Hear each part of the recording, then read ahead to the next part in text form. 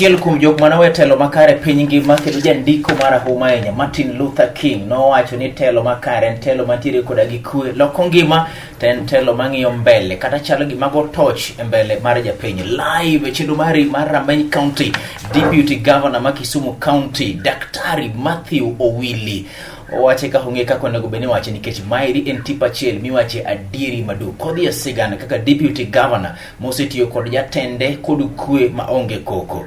En dibeni manen lek nero mar mondo mien bini chieng' mara chielo bede kom nero mamalo koso se wache ni tielo mara riyo kendo gichak gidok kendo nikech gidhoge ni Kisumu County ni yode maber. Inene nadi tich tire Kisumu County koso tich ochung live. Nyinga en Haron Otieno DG nadi Adi maber. Kizungu wache ni good to see you, very smart. Good to see you, man. Erokamana hiyo. Smart. Asante sana. Ami thuolo mar moso jogi kuma nini tipo jaduong. Okay. Yes. Aka thuolo ni mar moso nyikwara Magajwan kamoro ma gintie. Ang'eyo ni gihero neno wang' jowi. Koso nano? Yes, wang' jowi. Mar Lolwe TV kamoro ma gintie moso ni ohimore uru. DG wachak gima ne otimore machiegni ahinya poni wi japiny. Nyocha ne itero project ma nochiwo chiemo kendo sir e skunde mag jok matindo ECD.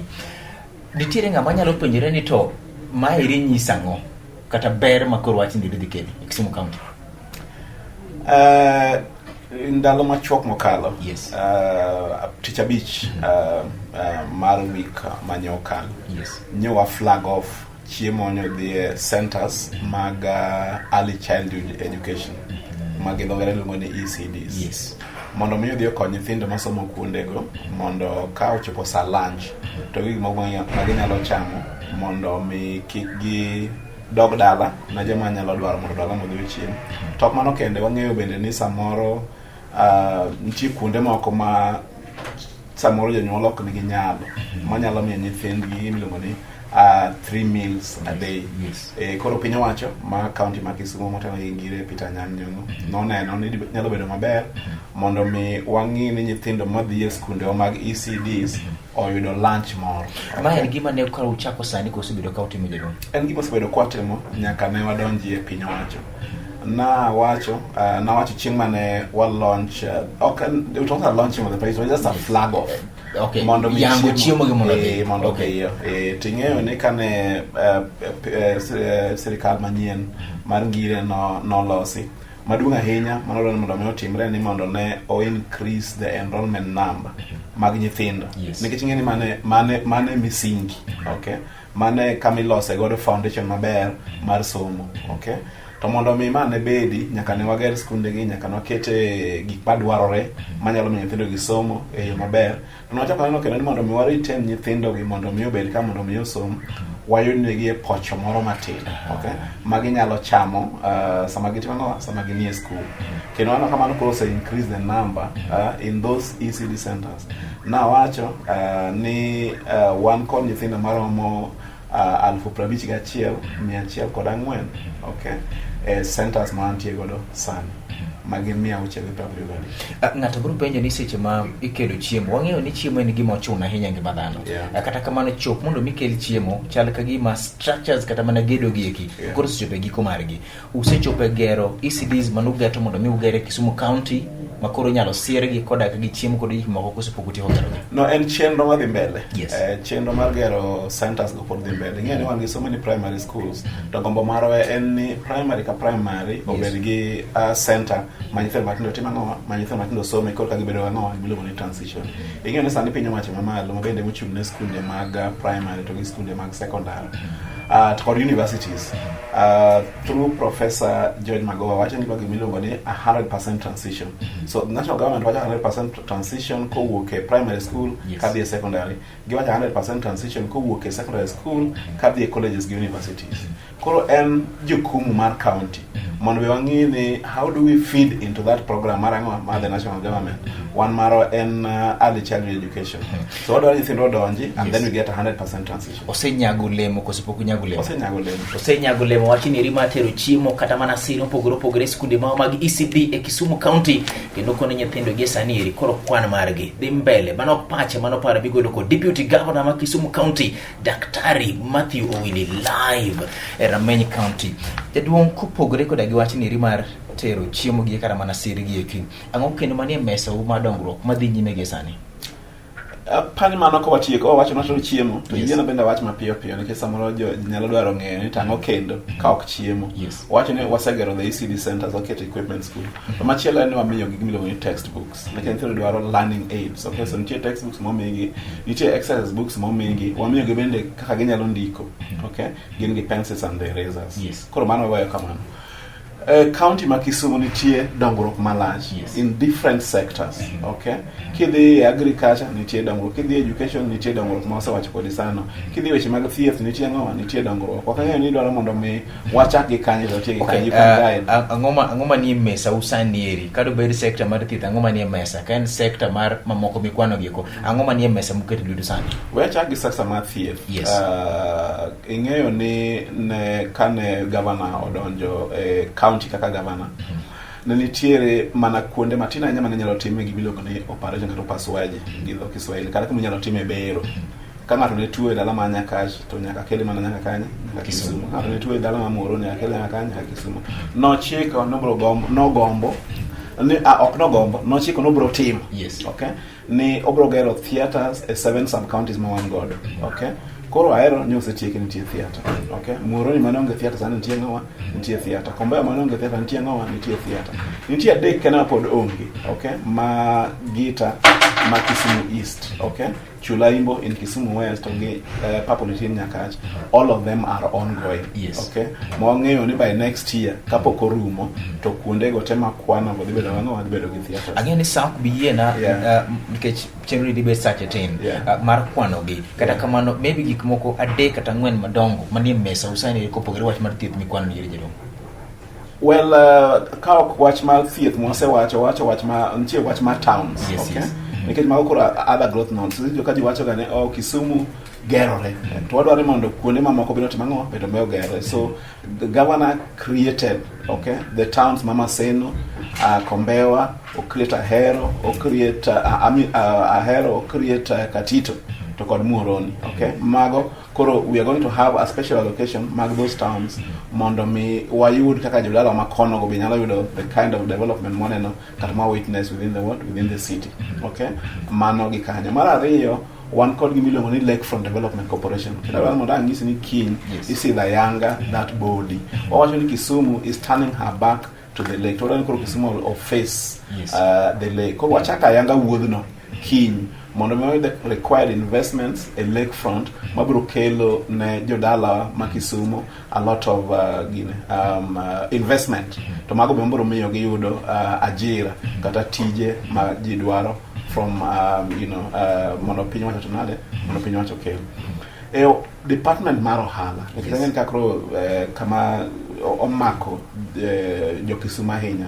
Ing'eyo ni economy mar Kisumu iwacho ni and based on small and medium sized enterprises kata SMEs. Okay, to nyaka waket a proper infrastructure manyalo miyo joma timo ohala ka bedo gi thuolo maber mar timo ohala. Emomiyo wagero chirni. Okay, wagero Kibuye, wagero Kibuye kaka chiro, wagero Tonglo, to wan bende gimiluongo ni Uhuru Business Park. Okay, mabende wachiegni resettle joma manatimo ohala. Omiyo the Department of Business maduong' ahinya en ni waloso infrastructure kata chiche ma jo nyalo timo ohala. Igeno bende maduong' ahinya for a town kata city machalo Kisumu en gimiluongo ni investment. Ne waparo mondo obed gimiluongo ni Kisumu County Investment Conference. Okay, nje ne waparo mondo obed dwe mar 9 to nikech weche ma COVID koro nyochore mbele to October mondo mi wabed kanyakla kaka jo county mondo waluong jo manyalo biro keto mwandu ka mondo gine kuonde ma ginyalo timo kete mwandu gibi ket mwandu jo yud the jobs ma gidwaro mondo wabed gi manufacturing gik moko machalo kamano mondo mi town odong. Adwani mondo mi abie mano kanyero to nikech kapok wadhi malach ahinya imulo sector mar thieth ang'e sani nitiere lweny manyicha noyudo kanyero ma bende nyalo kawo thuolo neri mar oro ote mag ne famili mar joka Waziri Nyonya. Akawo thuolo ni akawo thuolo ni makende e lo governor e lo ya wuon kendo lo county ma Kisumu mar chiwo mos makende kuom lal mar achiel kuomwa machano watiyo godo kaka jatelo mar thieth kod ler Professor Boaz Otieno Nyonya. Yalena wakowe ndalo machuok mokalo polo mane olamo ne familia mare moweyo chien kolo siepege ni Nyasaye mawuono ganda omigi mijingo kendo gi makende. Ahero fwambo ma iwache dieri gima ber chiwo puoch gi pak gima rach bende wapenjo maonge dewa ng'ato. Puoch gi pak e sekta mar COVID-19 mantiere Kisumu. Ana wuon Jonathan nadhi kanyo kenda wuon maneno gik matimore improvements mayo kada mana sipende gik mag private mantiere Kisumu County kairi. Kachiel kod moko bende ma otimo. Kata kamano jina monda penji mairi. Dana moro modonje Kisumu County kokalo area mar Kibuye, kokalo area mar Makasembo, kokalo area mar Tonamblwang ne gini. Obur ponyin to tich tire Kisumu koso projects gi kochung. Mano nego beni gero kuonde gieki. Ing'eyo ni kuonde mang'eny migede kapo ni ng'ato kalo kata gi mtoka samoro mondo mione gima timore e bedo matek. Nitie miluongo ni holding. Okanga iluongo na gi dholuo. Kama igede nyaka chiel maber ageng'a mondo kata ng'ato hinyre gik machalo kamano. Omiyo nitie tije mang'eny madhi mbele kata sama wuoyi kod nitie tich madhi mbele ng'o Kibuye ma samoro ok nyal ne ng'ama ni oko. Emomiyo kata mana wan nyaka wadhi mwalim the project kwane the extent kaka kaka osedhi. Ing'eyo nyalo miyi ranyisi kane igero Uhuru Business Park. Okay? Gik mang'eny mananie kanyo ok nyal neno nyaka chieng' manogola ng'o Ragengcha. Omiyo adwaro mondo ang'is joma biro Kisumu kata manyalo paro ni ang'o gang'o matimore ni nitie tije mang'eny masani dhi mbele kuonde mang'eny. Okay? To samoro ok ginya neno very obviously kalore gi miluongo ni holding. Ne usingo ne ubro keto ji mondo mi chak tiyo kod chiro nero mar Kibuye kuom thuolo mar dweche 6. Mano pok otimore. Ang'o motimore bwana Deputy Governor? Aro ng'eyo ni wach mar COVID-19 miwachono. Okay, nitie ndalo moko ji ne ok dhi kata tich. Ing'e kamano. Nitie ndalo kata county ka nolor ma only essential services ema timore. Omiyo nyaka wami joma nomi tije ga ng'owa thuolo. Okay? Ka ji ok dhi tich kuonde te. Ka onge dhogruok kuonde te. Omiyo ne gin gi ng'ikruok gi bende ne ok nyalo kelo ji mang'eny into the site kalore gi the prevailing conditions ma COVID. King'iyo kamera ne ter singne dana moro kwara moro manogol Kibuye. Ni oken rito mar mondo mi dhano dogi yiero koro kiduogo chuny mar ni kako timre no timre kufa gari kufa dereva. King'iyo kamera ero kamano ne jowa ma jo county ma Kisumu to moloyo manie city ma Kisumu to moloyo menchene ni chiro mar Kibuye mano wagolo mondo mi walos negi kama ber ma ginyalo timo ohala. Adwaro mondo mi ang'isgi ni en adiera ni chiro mar Kibuye igero mondo mi waduok gie mondo gidhi gitime ohala to samoro nya beno kawo thuolo mang'eny matin to thuolo mokawo mang'eny matin no ok nekech en hero mar county government kata hero mar contractor. Ung'eyo ni e thuolo machuok mokalo ne nitie gik miluongo ni containment measures ma COVID no wach ni kawo ken tich mochuno to kik ng'ato timang'o kik ng'ato dhiye wach ni kik ji timang'o kik ji dhugre emomiyo jogo ne ok nyal kelo ji mang'eny kuonde ma gilose ng'owa chichnigo emomiyo samoro leo matin tano ka Nyasaye mawuono ganda yawonwa thuolo kendo koro weche ma COVID dok chien e county ma Kisumu wagero ne ginyalo medo ji e site kuonde ma gitiego mondo gitiek chiro no mapiyo mondo jowote mang'o wicho wachore ni City Board wacho no ginyalo ikore kuom thuolo mar dweche 2 sewinjo wach no ko support ang'eyo City Board nyo nigi bura kendo nyo gilimo projects mang'eny mag county. Okay, of course on behalf of the county government. Lakini kanyo gidhi kuro nyo gin gi contractors go kendo nyo giwuo gi contractors go omiyo kanyo giwacho ni ginyalo bedo ready in 2 months ang'eyo ni mano the agreement manyo gin godo gang'o gi contractors. Diji jok mong'eyi wacho ni wuoyi ma loso mos kendo kiero gik miywaruoke controversies okiero Tim Kali no biro to chal ka gima controversy obete ma Tim Kali owuore. DG samolo sikone jotelo moko ywak e Kisumu County ni pok ubedo kod gi piny bendo kusum paro ni telo mari kod migosi governor en telo ne romo chikite e ywak mar jomoko Afri Cities biro no chwale nyaka dwe mar gamanye dwe mar 4 chako dogo chwale kendo pod nitiere koso onge to bende un kod gik moromo otende in terms of otende facilities moko bende ka chielo kod 2022 nera iduogo kar kaeri koso idwa batong kumoro machielo. Hold that thought. Live cheno mari mar Rameny County. Nyinga en Haron Otieno, Deputy Governor ma Kisumu, Daktari Matthew Owili, live e Rameny County. Ma en Lolo TV, gini en marwa tipa chiele kene piny duka eri kachiel kod pinje maoko.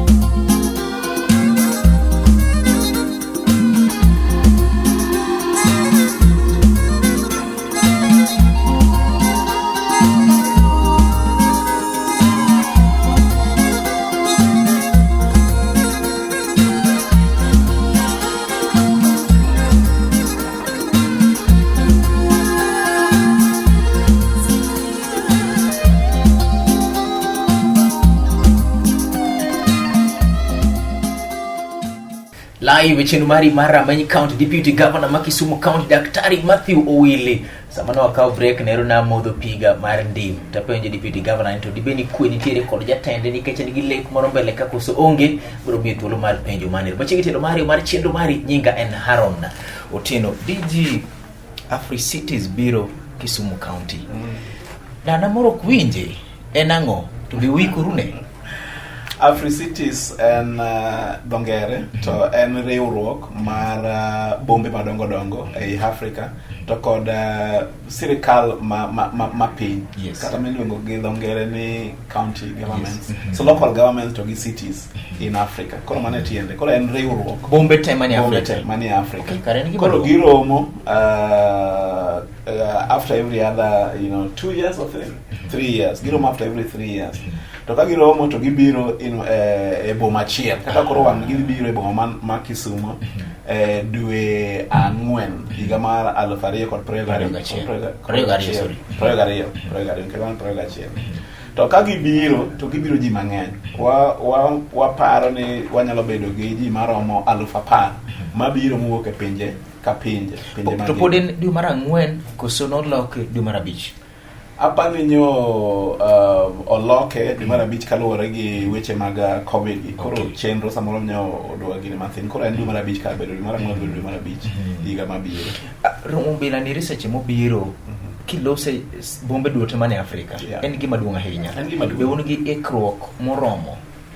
Wan gi ikruok moromo. Yes. Mar bedo kod romo machalo kod ma mokwongo nitie kamati, okay? Ma bedo ma bende ng'iyo wachne. En kamati moting'o joma tiyo piny owacho ma Kisumu to joma tiyo piny owacho ma malo, okay? Koro giromo kanyakla mondo mi gichana no gichan chenro ni. Ing'eyo ni chenro ni biro Kisumu to en chenro mar piny, en chenro mar Kenya to biro Kisumu. To Kisumu bende ema dhi bedo boma madiere mokwongo e piny mar Afrika madhi bedo gi thuolo mokwongo matimo mabedo gi this particular conference. Koro gik midhi tim kanyo kaka chenro dhi bedo team ma wachino timo nade loso. Tade mondo bing'e ni wadhi bedo kod romo ni dala mar Mamboleo kamiluongo ni SK Showground. Kanyo migere gimiluongo ni a conference center, okay? Ma bende dhi bedo more modern moloyo conference center ma Nairobi miluongo ni KICC. Oh, kama the team ni gima igero sani. Okay, okay. Nyo sechak gere, okay? To dhi en kama tingo ji 6,000, okay? Kama dhi gere that conference center mitimo nade migero. Tok mano kende ing'eyo ni kanyo mencho nogere lap mano yawo gi wuon piny. Yes. Miluongo ni Jomo Kenyatta International Stadium arena mabende dhi bedo achiel kuom kuonde madhi konyo e host ang'owa this program. To maduong' ahinya ni ka conference machalo kama biro to nitie ber mang'eny mabiro e county kata city no. Mokwongo jowa dhi bedo gi thuolo matimo ohala. Awuoyo gi wuoyi mabende noyiere gi gavana mondo mi obed achiel kuom joma nie kamati miluongo ni Alois Ager. To ng'isa ni gin gi kuonde nindo maromo 9,400 kod 800. Gino tende ing'eyo ni ok wan kendo. Kanti joma nyadhi nindo Siaya. To wan magweng'o nagi. Ka wanyal bedo gi mago tek ng'ato nyalo dhi nindo Siaya, ng'ato nyalo nindo Kakamega in the spirit mar gimiluongo ni Lake Region Economic Block. Moskuom ng'ade manyiso ni team mar migosi Alois Ager kod jowetene matayo gini giseng'iyo cities kata bombe mamoko kaka Kisumu machiegni magi neno ni capacity no unyalo ting'o. To mano kende nitie gimiluongo ni Airbnb. Okay, ka in yodi moro ma kaka koro itagini godo moro mini kama samoro to kete manade dak inyalo chiwo mondo ng'ato biro nyalo dak kanyo dala pargo to miye gimoro matin. To wachako en ka iluongo ni homestays. Kidak kata Nyamasare tin gi ot moro ma nigi 3 or 4 bedrooms to nitie nyalo host kanyo mago kinyo nyalo nyiedho metero chawo madho kapok ngudhi Free City. Koro mago to bedo mapped out mosene. To maduong' ahinya en ni nitiere projects madhi biro county kaluwore gi biro mar Free Cities. Ing'eyo ni nitie gimiluongo ni expansion mar the airport. Okay, madhi timore idhi get another terminal. Okay, as a result of this nitie yore midhi go Lam. Igo yo mawuok Mamboleo kadhi nyaka Muhoroni Lam mondo mi wuotho bed mayot during a Free City. Kindalo matin modong'. Ing'eyo piny wacho ka tiyo ga samoro gidhi ga piyo. Nitie yo mawuok airport makalo Uzima University nyaka Mamboleo mano bit manoa igo Lam nikech wala ni ka ji wuok e airport to kocho nyaka duma nyaka tan monde. To nitie yo bende mawuok airport madhi nyaka malo Royal Swiss Roundabout matim nade bende igo ang'oa bende igo Lam. Ase igo Lam bende yo makoro wuok e Mamboleo Muhoroni kadonja e stadium. Okay, omiyo nitie gik mang'eny madhi losre madhi do. Okay, banka conference room ma jo nyalo neno kum seconds per day. Ber mane kendo ma Free Cities kelo ne jo Kisumu? Apa ne maduong' ahinya kipenja en ni Kisumu dhi yudo thuolo mag onyisorego ne piny. Gima dwaro ahinya ka sani Aaron en ni wabed gi thuolo mar nyiso jowa gik ma nyalo yudore ka mondo oyud joma nyalo biro. We need people mondo mi obi ka oket mwandu.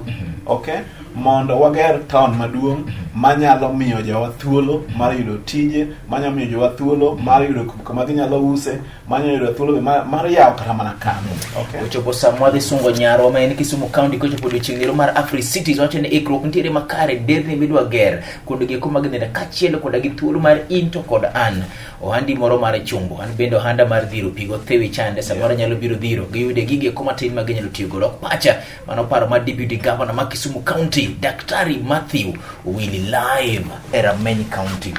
Daktari gibiro Kisumu County seche ma ywak nitiere kuom jotelo ni okurom okusum paro kaka jotelo ma Kisumu County ang'o matimore bwana Didi? Anyalo wacho ni wan waromo. Okay. Kendo watimo gimiluongo ni consultation, sumo paro kuonde mopogore opogore. Adwa mi ranyisi ni kapo ni nitie gima wadwa tim gi sub county achiel wach ni Seme en thuolo mar gavana mondo miyo sum paro kod mjumbe makanyo. Nitie gik mang'eny masimo kanyakla kanyo kano wadwa gero gimiluongo ni pediatric hospital osama nyithindo e sub county no. Okay, ne wabedo gi close consultation between the county to kod that particular member of parliament ma in that project MP through CDF ong'iewo lowo to county ogolo pesa manade gidono ogolo pesa ma megere godo ma hospital.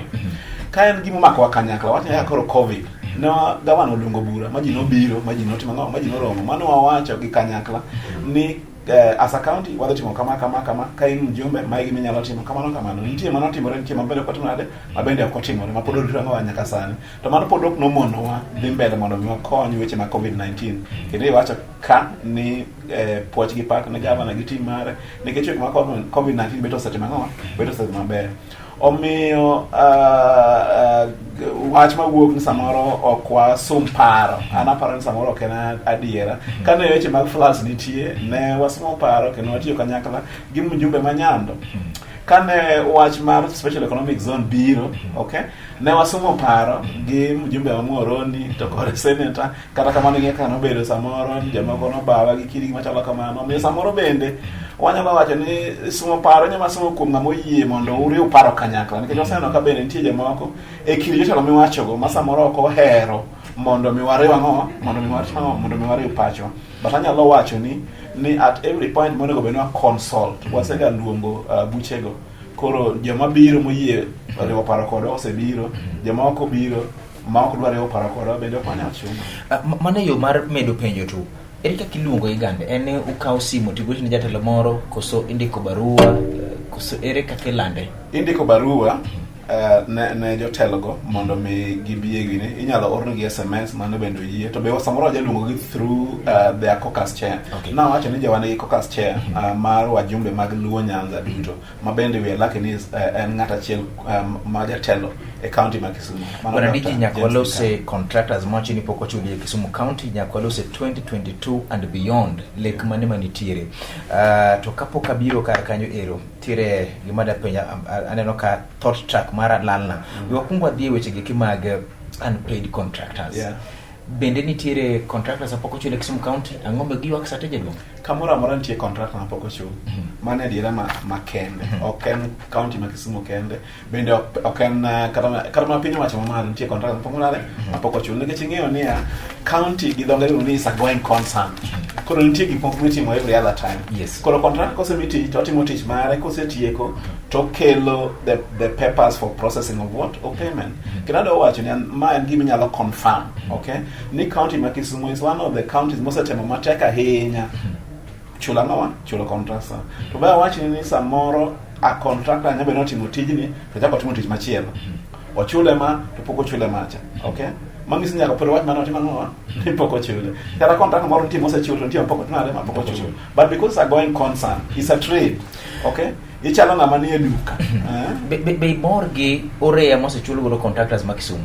In the circumstances ma wan godo, yes. Anyalo wacho na mor, okay? E bidhiero gi kuma wan godo anyalo wacho ni amon ni contractors ma Kisumu osechulo, wacho ni ok dwa chulo gi tedichiel, gimo penja ahinya to dibed ni ang'ome ywak mar contractors ma Kisumu bedo malach ahinya molo ber gi kuma nitiere ponono ni osechul gi adieri. En penjo mag contractors giwegi nyalo ng'eyo kachiel koda gi telo mar Kisumu County live chenro mari mar Rameny County. Jok mopogre kodwe paro kata magoyo mawacho paro mopogre kata yalo injini mopogre kodu wacho ni unindo tanda chiel kod assembly ma Kisumu County makata gik maricho executive ok nyal meny. En adieri koso kana adieri? Chalo ni jok ong'eyo gi kwe. Jok ong'eyo ni samoro ji nyalo tiyo through consultation, okay? Ing'eyo ni koro sani wan kodi. Yes. Owachi koro no watiyo kodi, okay? Owachi in assembly tananka. To nitie ka wanyalo transact our business, not through the press. Mangisi kan tie gimoro ma the assembly dwa ng'eyo from the executive, to nitie ka ginyalo penjo wachno ma duok gi, and if they're satisfied then there's no reason to make noise. Actually, in leadership, onge tiende go koko. Nikech your assembly, the speaker is there and the leadership of the assembly, oyere gi jopiny. Governor and his team bendo oyere gi jopiny, to gi joma sala kondo timang'o. The jopiny expect no go beni gi iron out their issues through the channels manitie. Iwinja. Nikech ing'eyo ni kan tie gimoro go beni penjo, tiluongo ga kata mana ministers, the assembly, kata mana governor, nyalo the assembly, kata mana deputy governor, nyalo the assembly. Chief officer nyalo the assembly, and they go to the assembly. Kan tie gimoro marach. So apani the way more transact go business pogore. Okay? The current leadership of the assembly is not transacting their business in the press, or is not transacting their business in funerals. Or not, I don't understand that. Yes. Ledana moro kwache kuzunga. Yeah, wacho ni ni telo mar assembly masani. Yes. Ongeyo kaka tiyo gi governor gi joge. Omiyo gino giter gigegi liel kata mana e gala moro. Deputy governor bineno ka en gima tiyo yono ero. To nikech jo ong'iyo ni na dhi achunga wacho ni deputy governor ok ti kuondire kacha rodhi gologi. To koda bira go kodi mbaka racho ni jaduong deputy governor. Kai ka ok dhi maber lose kama eri. Ere mineno ka tiyo maber. Apani mano e gima nyaka koro wachak ng'iyo go. Nikech kata kuma wadhi en, ing'eyo ni wageno ni wuodwa dhi yudo telo, okay, kucho. To samoro pok nwang'eyo ga bedo ga e sirikal, okay.